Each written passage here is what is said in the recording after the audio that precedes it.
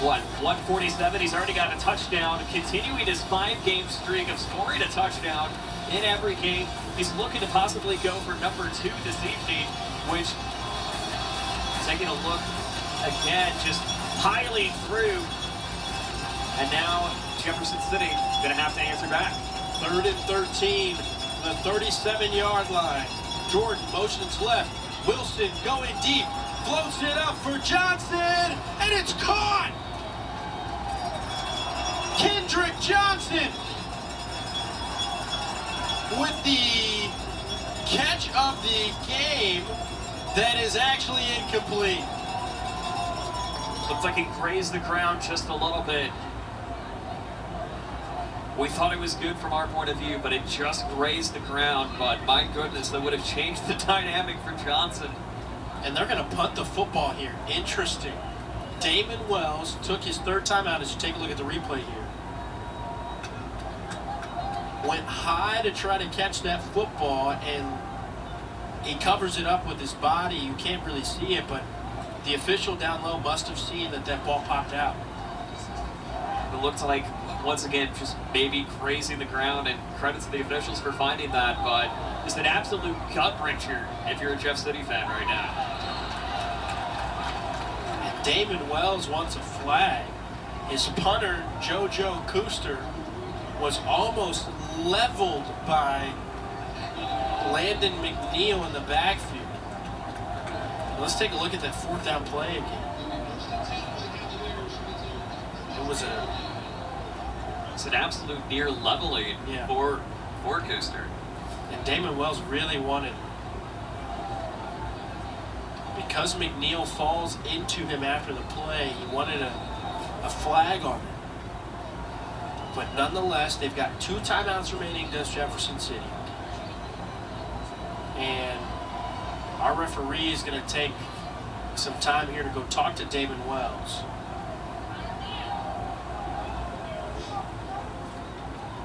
First off, just great athletic effort coming from McNeil. And with the flip that he had, he potentially could have blocked the punt with his foot, but absolutely for Cooster, definitely just a little bit of danger for him. And I understand the concern that Coach Damon Wells has, and now he's talking it over with the officiating crew, expressing some disinterest. But I think the biggest thing on that replay, Joe, is that even though McNeil didn't run into him, it's similar to a wide receiver leaving his feet with a DB in coverage. You have to give him that area to land safely now. Those rules have been implemented in the last couple of years for player safety reasons. And rightfully so. Hurley Jacobs on 1st and 10. Bides his way to the 40. And at this point, if Jefferson City wants back in this game, they need either a turnover, a couple of defensive stops to go along with some timeouts. Because 2 or 3 first downs might do it for them if they burn their timeouts early. Yeah, we talked about points being at a premium right now. Capital City taking all of them in the second half. And just, once again, Jefferson City gonna have to try to slow them down, try to force maybe a poke out. Carroll keeps it on the option to bring up 3rd and 1. If there's a perfect time for Jefferson City to get a stop, it's now. No question, and this would be the ideal time to do it. Capital City also very successful with third downs this evening. But also, too, if I'm Capital City, I'm looking at, once again, utilizing the clock, utilizing that tandem of Jacobs and, well, I should say the trio of Jacobs, Carroll, and Thomas. Since we've seen a lot of rushing from Carroll and options this evening. Thomas almost tripped up. Now he's got room. Jalen Thomas across the 35 and brought down by Ryan Tatson before he could break loose to the end zone. But boy, does that give the Cavaliers some confidence. Take a look at it again. And just a great look on the left side, just dashing past 3 Jefferson City defense backs and moving just a little bit closer to that end zone. And 2, Thomas, he's seen Carroll get a touchdown. He's seen Jacobs get one. Maybe he wants to get in on the action too and put this to bed and out of reach. Well, how about this, Joe? Jalen Thomas now the leading rusher for Capital City with 17 carries and 151 yards tonight. Woo! Carroll pitches it out to Thomas, and he's brought down in the backfield. That play was going nowhere from the get-go. But the important thing is the clock keeps winding. Inside 5 minutes to go, with Capital City leading by 2 scores and Jefferson City desperately needing a stop or a turnover to stop the bleeding. The battle of the capital of Missouri at stake. And potentially a tie for first place depending on what the rest of the CMAC does tonight. Thomas gets the handoff from Carroll, and just a bad penalty in the backfield. Not a smart play by Cohen Davis. After Carroll had already given up the football, he brought him down well after. It's just the miscommunication and the errors that we see Jefferson City kind of shoot themselves in the foot a little bit, especially in the second half. And once again, the nerves can only get to you so much. Whenever they impact your team in desperate times as these, not ideal. For Capital City, this is exactly what you need. It's going to give you more time to work with, and really just trying to put this out of comfort and out of ease and being the new kings of the capital, at least for tonight. Jalen Thomas being that big force with 151 yards tonight, 18 rushes as well. Wouldn't be surprised if we saw him get a few more snaps. Jacobs gets it on the reset after the penalty on 1st and 10 from the 19. Finds his way to the 16 for a gain of 3. And Wells is just keeping those timeouts in his back pocket. Almost as if the white towel is imminent to be thrown in. Very well potentially could be. Capital City pressing inside the red zone. On 2nd and 8, a twin back set with Harrison split out to the right. Carroll keeps it himself. Gets another good chunk of yardage to bring up 3rd and short. Wouldn't be surprised if we saw just a little extra push towards the end zone and just trying to get past that first down, or at least pass down the marker to get another fresh set of downs, go for that 1st and goal. And just continuing to make the clock their own as we're under 3 minutes left here in the 4th quarter. And if I'm Capital City, I would go back and look at this half of play. Not to say that it's a catalyst or a turning point of the season, but really just shows the resolve that this team has shown, especially tonight. Thomas just gets enough for the 1st down. And now you can kind of feel the Capital City fans getting loud and understanding that history is imminent. But Damon Wells wants a timeout. He'll take his 2nd charge timeout of the half. We'll stay right here on MC 22. 2:28 to go here in this ball game.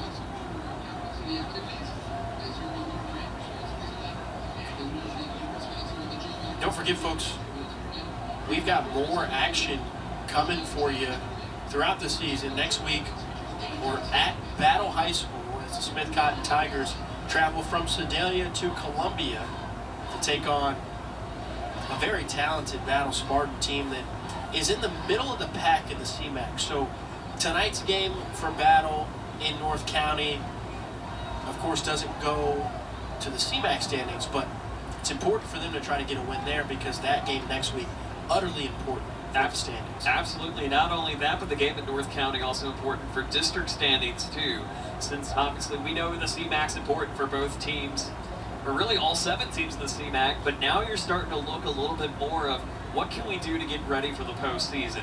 Winning a conference title is nice, but we know a bunch of these teams have higher goals and aspirations, and I know that Battle had some of those high aspirations and has seemed to kind of fall a little off, but have just shown amazing resolve. Just as we see with this Capital City team tonight, just really just surprise everybody as they've surprised us here in the first 5 weeks of the season. Hurley Jacobs gets the first in-goal carry. Pickup of 2 on the play. The third and final timeout burned by Jefferson City. I'm interested to see these timeouts being used now opposed to at that 6-minute mark when you had an opportunity to start rallying up some stops, and then you've got more time on the clock for you to get a score, and then you're in a position now where maybe you have a score on the board and all you're trying to do is get a stop so you get the football back. And that may have been the thinking that Coach David Walls has, is to go ahead and get the stop and at least try to rush up the field as quick as you can using that offensive attack. But once again, Hurley Jacobs and Jalen Thomas had some other ideas for Capital City's defense, and that's where we stand right now with 2:18 left to go. I think it's a tough decision for any coach to make, but at some point you have to outweigh the comfort of having those timeouts in your back pocket when you need points. Jalen Thomas on the carry, and he's finally got his score. The leading rusher on the night for the Capital City Cavaliers has punched in a touchdown. All 4 scores have been on the ground for the Cavaliers, and they've scored 28 unanswered points pending the PAT. And once again, that just shows the triple threat that the Cavaliers have. Carroll, Jacobs, and Thomas. It's a completely different ball game than what we saw in the first half, with both teams just trading long possessions, and now Capital City taking advantage of their own. Kick is up, and it is good from Joe Schaefer. It's a 21-point lead with 2:15 to go in the fourth. Trying to hang on and win their first victory over Jefferson City is Capital City. Back in a moment on MC22. At Mediacom, we believe that whether you live here, or right here, or way out in the middle of anywhere, you should have access to fast, reliable internet. That's why we were one of the first to bring gig speeds to every customer we serve. Why we're blazing new paths to bring fast internet even further. And why we're leading the way in developing one of the nation's first 10G platforms. It doesn't matter where you are. With Mediacom, you're always moving forward.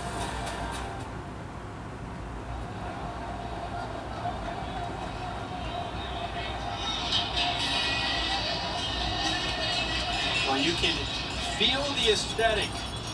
You can hear the sounds. And the Capital City Cavaliers and their fans, they can feel history coming in 2 minutes and 15 seconds. Just look at that crowd. They have been just ruckus and on it all night. During the last Thomas touchdown, we saw like a couple confetti cannons and like one of those blue, I guess one of the blue powder cannons go off. And make it no mistake, Capital City, not a reveal, they're for real. Joe Schaefer boots another one into the end zone. A little tussle at the 40-yard line between Isaiah Franklin of Capital City and Cohen Davis of Jefferson City. They'll let it slide. Allow the Jefferson City Jays to get the football back with 2:15 to go in the fourth. Just a tough night on the offensive end for Jefferson City. They scored that one touchdown at the end of the second quarter. So 1-yard touchdown run by Ethan Garnett. But besides that, I mean, the offense has just not looked like the same offense that came out in the first half. No question. Just felt like things fell kind of flat for Jefferson City. They couldn't get it past even midfield for most of their possessions that they've had in the second half. And Capital City just riding the possessions on the two big 45-yard runs to go up 14-7 unanswered, and then took the time to get Jacobs back, or Carroll, I should say, sneak back into the end zone to go 21 unanswered, and then taking the time on the last possession for Thomas to make it completely out of reach for the Jays. And you have to think, going down 2-3, going down to 2 and 3 on the year for the Jays, how do you redraw to go into next week's game? Wilson back to pass on 2nd and 10. Trying to get outside the pocket. Tries to get rid of it and was outside the tackle box, so no one target close on the play. He's safe. Brings up 3rd and 10. And you're right, Joe. I mean, this is a program that in Jefferson City has gone through a little turnover at that head coaching spot. Of course, Damon Wells in his 2nd season. Before that, you had a coach for a year, and then a longtime head coach before that. So I think they're still trying to figure out their identity and who they are as a ball club. No question. And if we mentioned too, as Jordan was trying to get to the edge, and a host of Cavaliers find him in the backfield. Brooks Horton, one of the blue jerseys on the scene. And I'll bring on the punting unit for Jefferson City. And the one thing that we do mention, though, with Jefferson City, they were a Class 6 school for so many years, or at least the highest level in Bishop play. But since Capital City came along and realignment came along with CMAC play also being introduced too, they're now having to adjust to play some of the more local teams, which is a benefit. Don't get me wrong, it's definitely a benefit of playing your more local teams, but just trying to find that identity and style of play, it doesn't happen overnight. It's going to take some time, and while Jefferson City still has a great chance to finish over 500 this year, it's going to take some time to get back to the muster. As we see, they've won 10 state championships in their history, to really build that identity once more. And we talk about identities being built overnight. How about Capital City and what they've built from winning just 2 games in their first 2 seasons, now going 4-1, possibly 7 points difference of maybe 5-0. Yeah, I mean, testament to Joe Collier, his coaching staff, and this group of young men that were having to make tough decisions, you know, as freshmen. They didn't know what it was going to look like going to the new school on the block, trusting the new coach who came from Como. But they believed and they trusted the process. And I know that sounds cliche, Joe, but at the high school level, these things are important. These are the things that build programs for years to come. And to think that they've turned it around in such a big fashion, of their 5 games that they've played this year, 28 points is the lowest score that they put on the board all season. And not only that, but it's their biggest margin of victory, and maybe the big one they are not going to forget anytime soon. They kneel it, and that should do it here in Jefferson City. The first ever program win for Capital City over the Jefferson City Jays, and they hold the crown tonight in the capital of Missouri. You just saw the flag fly in the air, Capital City versus everyone. And tonight, they are truly showing that they are the kings and holding the Capital title of the 3 high schools in Jefferson City.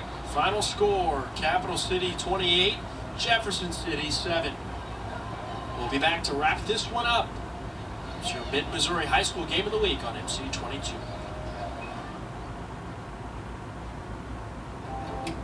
I've heard nothing but great reviews. MediaCom's Wi-Fi 360 Pro has really been a game changer for our customers. The Wi-Fi 360 Pro can handle speeds up to 1 gig, which is phenomenal for any kind of at-home usage. A lot of them are happy with it because they get 2,000 square feet of coverage in the house. So you have coverage in your upstairs, garage, and all across the home. Trust the pros. Get Extreme Wi-Fi 360 Pro for $10 a month.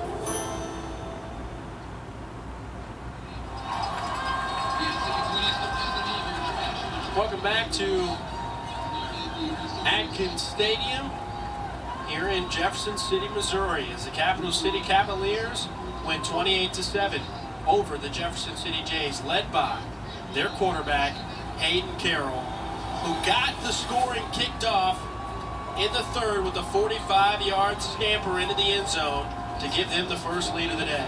And he was just the driving force to set everything up for the Cavaliers. 2 touchdowns in the evening so far. Did it all on the ground, but yet had a little bit of aerial help too. That's just a nice touchdown once again each quarter of the second. And to take a look, Capital City is celebrating. We'll be back to wrap it up in a moment.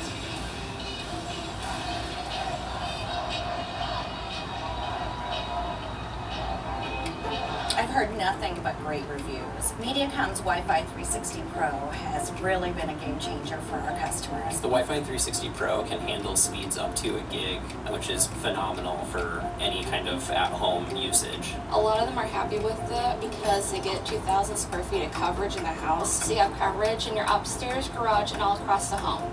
Trust the pros. Get Extreme Wi-Fi 360 Pro for $10 a month.